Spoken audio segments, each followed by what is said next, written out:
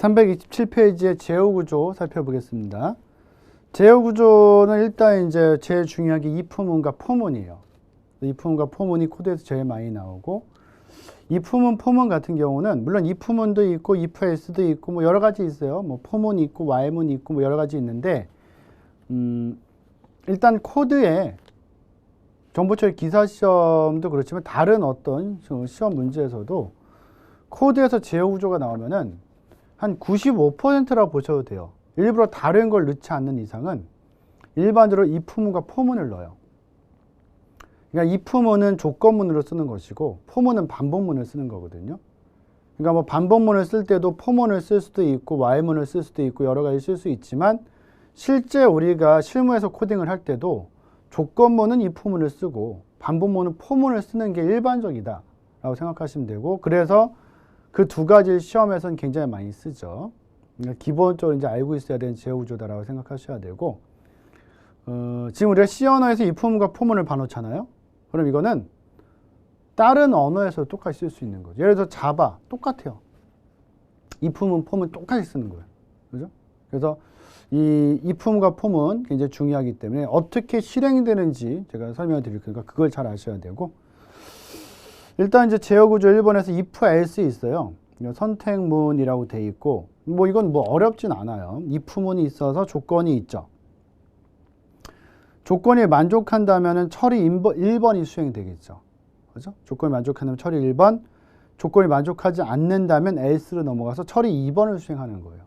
근데 지금처럼 이제 중괄호를 쭉 쓸 수도 있어요. 뭐 쉽게 생각한다면은 뭐 이렇게 뭐 중첩된 if문 이건 뭐 이것까지 지금 보실 필요는 없고, 이제 간단한 if문과 포문에 대해서 정확히 그러니까 이걸 잘 알아놔야지만 좀 더 응용되는 부분들을 볼 수 있는 거죠. 그러니까 지금 여기 봐보세요. 지금 형식인 if문 있잖아요. if문이 있고 구성이 여기 이제 조건이 뭐 점수가 60점 이상이다. 점수 6점 이상일 때는 중괄호를 뭐 여기다 써도 되고 여기다 써도 되고 상관없어요. 결과에다가 합격을 넣겠다.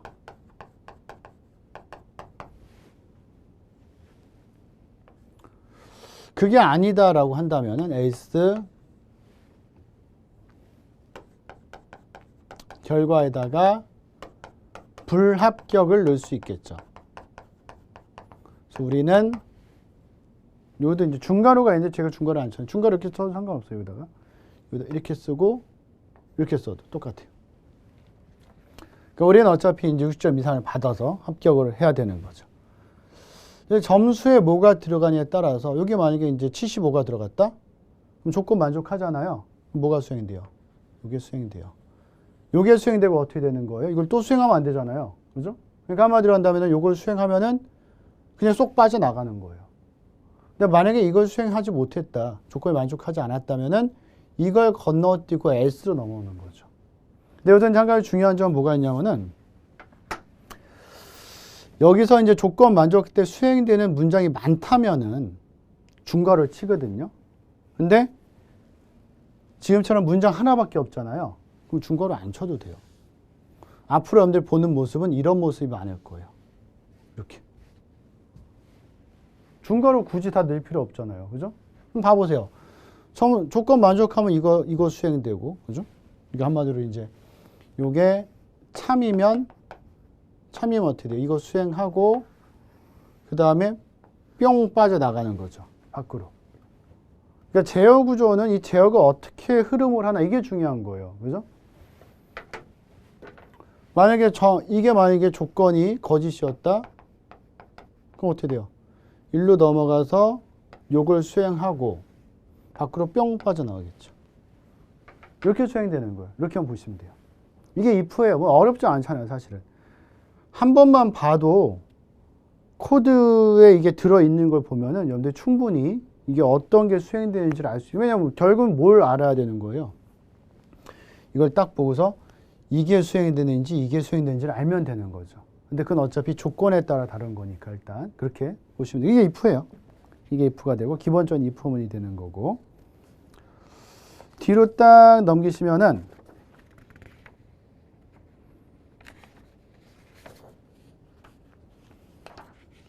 거기 뭐 더 긴 것도 있죠. 뭐 스위치 케이스문도 있고.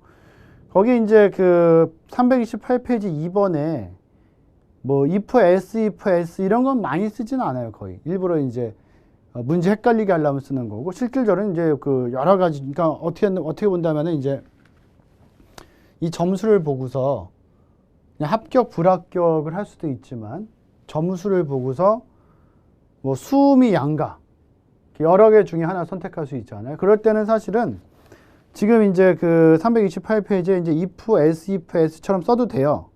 근데 그것보다 많이 쓰는 건 스위치 케이스문을 많이 쓰긴 해요, 사실은. 그래서 328페이지 2번에 스위치 케이스문이 있고, 그 뒤에 보시면 이제 스위치 케이스문에 이제 그 예제가 하나 있는데, 뭐 어떤 이제 그 스위치가 2면은 경우 2로 가는 거죠.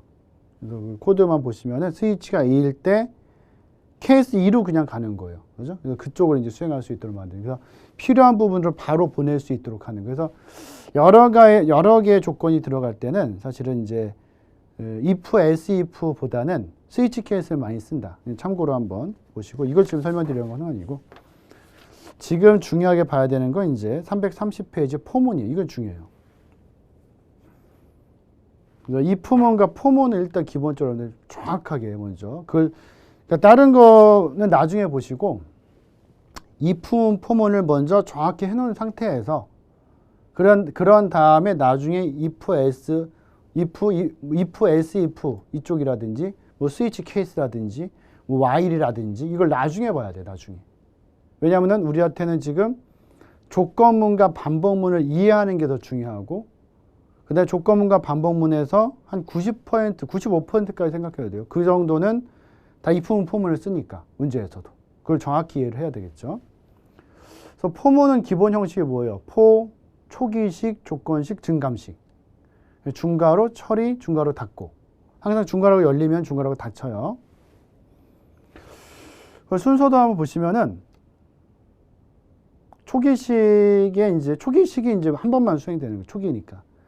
조건식을 보죠. 조건식이 거짓이면은 그냥 블럭을 탈출하는 거예요. 한마디로 이제 그 위에 그 기본 형식에서 초기식 보고 조건식을 딱 봤는데 이게 조건 만족하지 않는다? 그럼 그냥 처리 건너뛰어서 이 블럭이 있죠. 그 중괄호 그냥 밖으로 빠져나가 버려요. 그 처리 부분은 한 번도 수행되지 않을 수도 있는 거죠. 근데 만약에 조건식이 만족한다면 처리를 보고 증감식을 수행한 후에 다시 조건식을 또 봐요. 여기서 만약 조건이 또 만족한다면 또 계속 반복되는 거예요. 한마디로 이 반복되는 횟수를 우리가 지정할 수 있는 거죠. 그래서 이제 이 순서도를 가지고 우리는 뭘 해야 되냐면은 그 위에 있는 이제 기본 형식에 접목을 시킬 수 있어야 돼요. 봐보세요. 뭐 쉽게 얘기한다면 포문이 있어요. 초기식이 있고, 이게 중요한 거예요, 지금. 그다음에 조건식이 있고, 증감식이 있다. 중괄호가 있어서, 여기 이제 반복할 문장, 처리할 문장이 있고, 그 다음에 중괄호로 끝내는 하나의 포문을 이렇게 형성시키는 거죠. 일단 기본적으로 어떻게 형성이 되냐면은 여기에서 뭐 조건 만족해서 내려왔어요, 처리로. 그럼 처리 수행한 다음에 중괄호로 갈 거 아니에요. 얘를 만나면 무조건 위로 올려요. 포문에 있는 중괄호는 무조건 위로 올려요. 꼭 기억하셔야 돼요. 그럼 어떻게 돌아가냐? 볼게요. 제일 처음에 초기식을 써요. 한번 딱 수행하는 거예요. 초기식을. 초기식은 한 번밖에 수행 안 해요. 말 그대로 초기값 주는 거니까. 이제 한 번만 수행하고요. 그 다음에 조건식을 딱 봐요. 조건식을 봤는데 여기서 만약에 조건식이 거짓이다. 만약에 이 조건이 거짓이면 얘는 그냥 밖으로 뿅 빠져나가 버리는 거예요. 근데 만약에 조건이 만족된다 그러면 어디로 가는 거예요? 처리를 수행하는 거죠. 처리를 수행을 하고 처리 수행하고 이거 만나면 위로 올라가잖아요. 그죠? 처리 수행하고 중괄호 만나면 위로 올라가는데 위로 올라가서 제일 먼저 수행해야 될 게 어떤 거예요? 아까 그 순서도를 한번 생각한다면 조건 보고 처리하고 다시 올라왔어요. 그럼 뭐 해야 돼? 이건 어차피 안 할 거고 초기식은 한 번밖에 안 하는 거니까 올라가서 제일 먼저 하는 애가 누구냐? 조건 그냥 보면 안 되잖아요. 뭐부터 해야 돼요? 거기도 이제 순서도 보면은 조건식 보고 처리하고 뭐래요? 증감식으로 하잖아요. 증감식.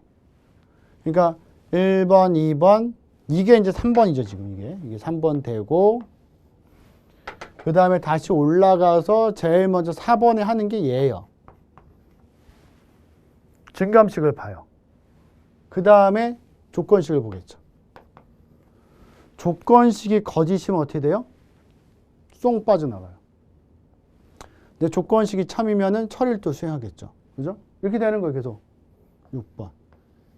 그럼 결국은 어떻게 돌아가냐면 이게 아까 여기서 이렇게 왔다가 이렇게 사실 순서대로 이렇게 올라가는 거지만 이 순서대로만 본다면은 이렇게 왔다가 뭘 수행해요? 그 다음에 이렇게 가는 거죠. 증감식. 그 다음에 이렇게 가잖아요. 이 순서예요. 계속 돌아요, 이렇게. 그래서 처리하고 증감식 가서 증감하고 조건 보고 만족하면 또 처리하고 계속 도는 거 이렇게 반복. 이걸 우리가 마음 먹은 대로 반복시킬 수 있어요.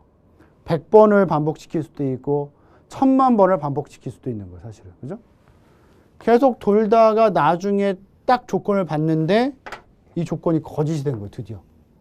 그럼 어떻게 돼요? 조건이 거짓이면 여기에서 밖으로 뿅 빠져나가는 거예요, 이렇게.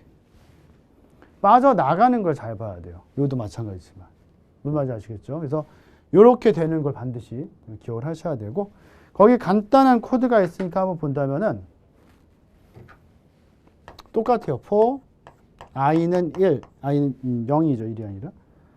i는 10보다 작거나 같으면은 만족이 된다. 그 다음에 i 플러스 이퀄 2라고 돼 있고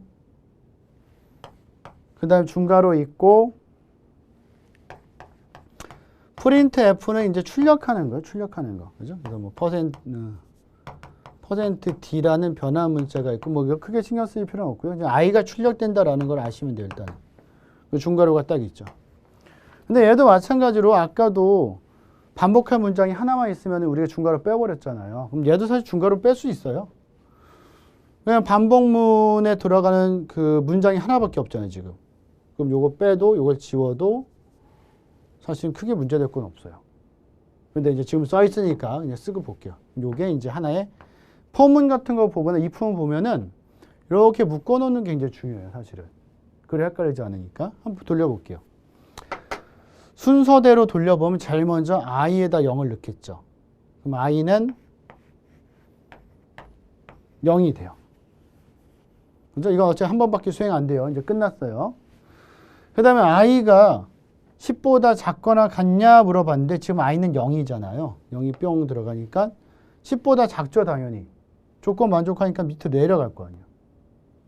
내려가니까 이렇게 계속 도는 거죠, 이렇게. 그죠?